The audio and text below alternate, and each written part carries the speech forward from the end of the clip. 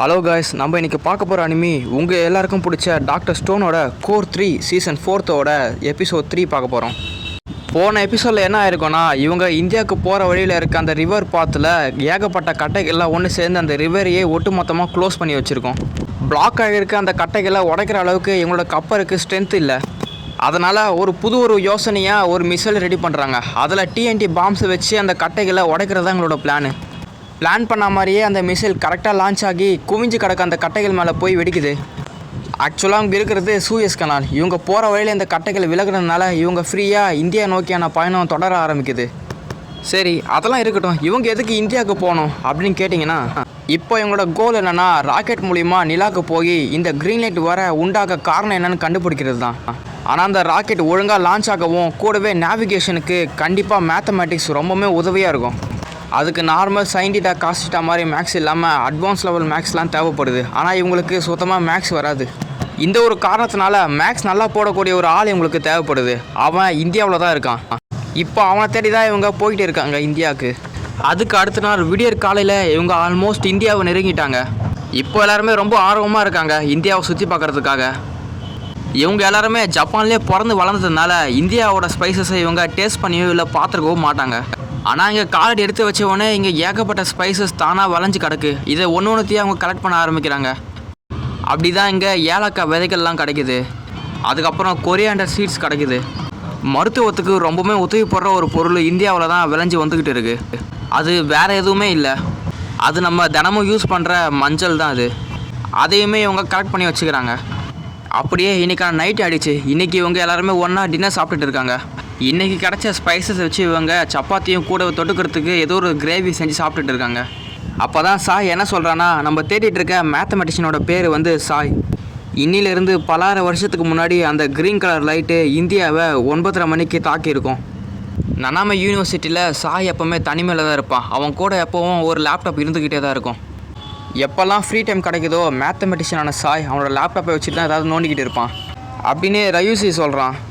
அடுத்த நாள் காலையில் ரைசி சொன்ன மாதிரியே சாய் கடைசியாக இருந்த இடத்துக்கு இவங்க எல்லாருமே வராங்க. செல்சிலே ஒரு ஜியோகிராஃபிக்கில் ப்ரொஃபஷனல் இருந்தனால அந்த சாய் எங்கே இருப்பானே கண்டுபிடிக்க உதவி பண்ணுறா. கூடவே நம்ம செங்கோவும் அவளுக்கு உதவி பண்ணுறான். இவங்க பெரிய பெரிய கால்குலேஷன்லாம் போட்டு பார்த்துட்டு ஒரு இடத்த கை காமிக்கிறாங்க. அந்த இடத்த கக்காக்கு தான் தோண்டி எடுக்க உதவி பண்ணுறா. அதுவும் படுவேகமாக பண்ணுறா கக்காக்கு. தோண்டின இடத்துல மண்ணெலாம் போகிறதுக்காக நம்ம ரயூசி அந்த இடத்துல தண்ணி அடிக்கிறான். அப்புறம் வெற்றிகரமாக இவங்க சாயோட அந்த ஸ்டாச்சுவை கண்டுபிடிச்சிட்டாங்க. இவன் பார்க்குறதுக்கு பாதி ஏஷியன் மாதிரியும் பாதி ஜாப்பனீஸ் மாதிரியும் இருக்கான். செங்கு தான் இவனை கல்லிருந்து மனுஷனை மாற்றுறதுக்காக அந்த நிட்ரிக் ஆசிடை அவன் தலைமையில் ஊற்றுறான். அப்புறம் நம்ம சாயம் இப்போது கல்லிருந்து முழுசாக இப்போ மனுஷனாக மாறிட்டான். இவன் தான் கிரேட்டஸ்ட்டு மேத்தமெட்டிஷியனான சாய். அப்புறம் கென்னும் செஸ்லேயே பார்த்துட்டு, ஓ நீங்கள் தான் என்னை காப்பாற்றுனீங்களா, என்னை காப்பாற்றினதுக்கு ரொம்ப நன்றி அப்படின்னு சொல்கிறான். நம்ம சாய் எல்லாருக்குமே நன்றி சொல்கிறான். ஆனால் ரயூசி இவன் திரும்பி கூட பார்க்கவே இல்லை. ரயூசிலாம் டிஃப்ரெண்ட்டாக ஃபேஸ் ரியாக்ஷனை காமிச்சிட்டு இருக்கான். எங்களுக்கெல்லாம் சொன்னது போதும், அங்கே ஒருத்தர் இருக்கார், அவரை நீங்கள் கவனிக்கவே இல்லை, அவர் பேர் தான் ரயூசி அப்படின்னு சொல்லவும் இவனும் திரும்பி பார்க்குறான்.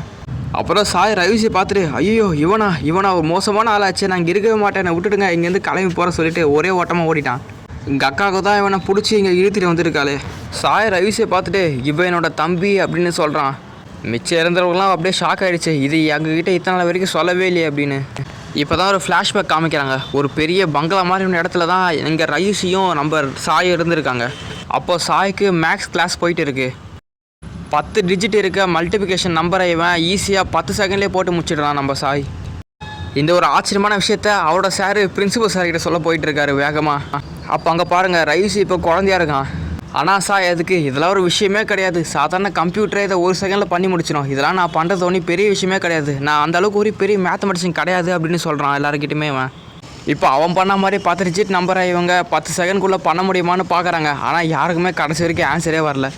சாய் சின்ன வயசு பையனாக இருக்கும்போது லீனியர் அல்ஜிப்ரா, செட் தியரி, அப்புறம் டாப்பாலஜின்னு ஹைஸ்கூல் பசங்க போட வேண்டிய மேக்ஸ் எல்லாத்தையுமே இவன் சின்ன குழந்தையா இருக்கும்போதே போட்டிருக்கான். சாயோட மேத்தமெட்டிக்ஸ் திறமையை பார்த்தவனோட அப்பா இவனுக்கு எல்லா நேரமும் ஒரு நாள் முழுக்க இவனுக்கு மேத்தமெட்டிக்ஸ் பற்றி சொல்லித்தரத்துக்காக இவர் 3 பெரிய மேத்தமெட்டிக்ஸ் டீச்சரை இவனுக்கு அப்பாயின்ட் பண்ணுறாரு. ஆனால் இவனுக்கு எந்நேரமும் மேக்ஸ் கற்றுக்கிறது ரொம்பவுமே போர் அடிக்குது. அப்போ தான் டேபிள் டெஸ்க்குள்ளே ஒரு கேம் ஆடுற கன்சோல் ஒன்று இருக்கிறத பார்க்குறான். அந்த கன்சோல் அவனுக்கு கையில் கிடச்சிட்டு இருந்து அவனோட வீட்டோட அர்ட்டிக்கு மேலே யாருக்குமே தெரியாமல் ரகசியமாக அவன் ஏகப்பட்ட கேம்ஸை விளையாடி தீர்க்கிறான் நம்ம சாய். மேத்தமேட்டிக்ஸோட இவனுக்கு கேம் ஆடுறது ரொம்பவுமே பிடிச்சிருக்கு. அப்போ தான் இவனுக்கு படிக்கிறதுக்காக லேப்டாப் வாங்கி கொடுத்துருப்பாங்க போல். அதெல்லாம் இவன் சி ப்ரோக்ராமிங் லாங்குவேஜ் அவன் கற்றுக்கிட்டு இருக்கான். அதுவும் எதுக்காக? கேம் டெவலப் பண்ணுறதுக்காக. கோடிங்கை ஃபுல்லாக ரைட் பண்ணி முடிச்சுட்டு அவன் ரன் பண்ணி பார்க்குறான். ஆனால் அவனுக்கு எரர் வருது. உடனே அவன் எரர் வர காரணம் என்னென்னு புக்ஸை திருப்பி பார்த்து படிக்க ஆரம்பிக்கிறான். கொஞ்ச நேரம் கழித்து திருப்பி அந்த எரரை சரி பண்ணுறான். இப்போ அந்த கேம் இப்போது பக்காவாக வேலை செய்யுது. இவன் கேம் டெவலப் பண்ண தான் இவன் லேப்டாப் யூஸ் பண்ணிகிட்டு இருக்கான்னு தெரிஞ்ச உடனே இனிமேல் இவன் லேப்டாப்பை யூஸ் பண்ணக்கூடாதுன்னு சொல்லிடுறாங்க. நம்ம சாய் சோகத்தில் இருக்க பார்த்த ரயூசி என்ன சொல்கிறான்னா, எதுக்குமே கவலைப்படாத, உனக்கு வாழ்க்கையில் எது பிடிச்சிருக்கு தோணுதோ அதை முழுசாக பண்ணு, யாரை நினச்சி நீ கவலைப்பட வேண்டியதில்லை அப்படின்னு நம்ம ரயூசி தான் இவனுக்கு மோட்டிவேட் பண்ணுறான். இப்போ ப்ரெசென்ட்டில் அதனால தான் சொல்கிறேன், நான் ஒரு மேத்தமெட்டிஷியன் கிடையாது, நான் ஒரு ப்ரோக்ராமர், எனக்கு கேம் டெவலப் பண்ண தான் ரொம்ப பிடிக்கும் அப்படின்னு சொல்கிறான். அது மட்டும் இல்லாமல் இந்த ஒரு கற்காலத்தில் ஒரு டீசெண்டான ஒரு கம்ப்யூட்டர் உருவாக்கவே பல்லாயிரம் வருஷங்கள் ஆகும் போலே அப்படின்னு சொல்கிறான். செங்கும் அதுக்கு உண்மைதான். இந்த ஒரு காலத்தில் ஒரு செமிகண்டக்டர் கம்ப்யூட்டருக்கு தேவைப்படுற ஒரு சின்ன ஒரு சிப்பு செய்யவே நம்மளுக்கு ரொம்ப கஷ்டமான விஷயந்தான். அதெல்லாம் ப்ரிசைஸாக பண்ணோம். அந்த அளவுக்கு நம்மளுக்கு மிஷினரியும் டூல்ஸும் நம்மக்கிட்ட சுத்தமாக கிடையாது அப்படின்னு வேறு சொல்கிறான். சாயும் ஏதோ ஒரு ரூமில் தனியாக யோசிக்கிட்டே இருக்கான். இப்போது ஒரு சாதாரண ஒரு பிசி உருவாக்குறதுக்கு 10 வருஷத்துக்கு மேலே ஆகும்னு செங்கு சொல்கிறான். அது வரைக்கும் நான் என்ன பண்ணுறது அப்படின்னு அவன் யோசிச்சுட்டு இருக்கான். அப்புறமா கீழே கடந்த ஒரு பெஞ்சில் பார்த்துட்டு, கம்ப்யூட்டரில் என்ன எனக்கு தான் ப்ரோக்ராமிங் லாங்குவேஜ் இருக்குல்ல, அதனால் நான் ப்ரோக்ராமிங் எழுத முடியும் அப்படின்னு சொல்லிட்டு அந்த பெஞ்சில் வச்சு செவ்வது முழுக்கவும் இவன் மிஷின் கோடை எழுத ஆரம்பிக்கிறான். அப்போ இவன் எழுதிக்கிட்டே இருக்கிறத பார்க்க நம்ம குரோமும் செங்கும் மிச்சவங்களும் வந்து பார்க்கவும், ஐயோ பார்க்காதீங்க, நான் சும்மா தான் எழுதிட்டு இருக்கேன் அப்படின்னு சொல்லிட்டு இருக்கான். அப்போது செங்கு இதெல்லாம் பார்த்துட்டு, சூப்பர் சாய், உங்ககிட்ட இருக்க இந்த மாதிரி உன்னோட திறமையை வச்சுட்டு நம்மளால் எது வேணாலும் பண்ண முடியும். ராக்கெட்டில் போயிட்டு இருக்கும்போது பேப்பர் பேனை வச்சு நம்ம கால்குலேஷனில் போட்டுக்கிட்டு இருந்தால் கண்டிப்பாக ட்ராஜெக்டரி மாதிரி போயிட்டு நம்ம வேறு எங்கேயாவது போய் மோதிப்போம். இதனாலே நம்மளுக்கு கம்ப்யூட்டர் ரொம்பவுமே அவசியமாக தேவைப்படுது. இன்னும் சொல்லப்போனால் நிட்டெண்டோ கேமிங் கன்சோல் அளவுக்கு ஒரு சின்ன அளவில் நம்ம ஒரு கம்ப்யூட்டர் உருவாக்கினாலே நம்மளால் ராக்கெட்டில் போக முடியும். அதனால் நம்ம இப்போ இந்த ஸ்டோன் ஏஜில் கம்ப்யூட்டர்ஸை உருவாக்க போகிறோம் அப்படின்னு செங்கு சொல்கிறான். இந்த டைம்லேயே கம்ப்யூட்டர்ஸ் உருவாக்குறதுக்கு இந்த சிப் செட்லாம் உருவாக்குறது ரொம்ப கஷ்டம். இன்னும் ஸ்டோரேஜில் இவங்க எப்படி உருவாக்க போகிறாங்க தெரியல. சரி, ஓகே காய்ஸ், அடுத்து இவங்க என்ன பண்ண போகிறாங்கன்னு நம்ம நெக்ஸ்ட் எபிசோடில் பார்க்கலாம். அது வரைக்கும் சப்ஸ்கிரைப் பண்ணாதுங்க, உடனே சப்ஸ்கிரைப் பண்ணிக்கோங்க, கூடவே லைக்கும் பண்ணிக்கோங்க. சரி, ஓகே காய்ஸ், உங்களை வேறு ஒரு எபிசோடில் பார்க்குறேன். அது வரைக்கும் பாய்.